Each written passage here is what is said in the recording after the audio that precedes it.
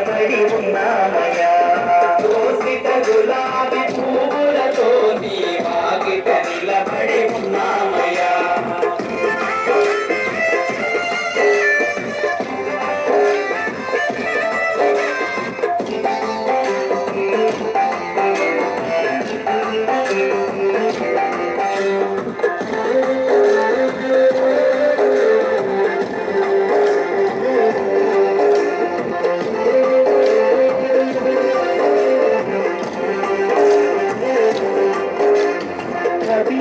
వస్త్రము ధరించి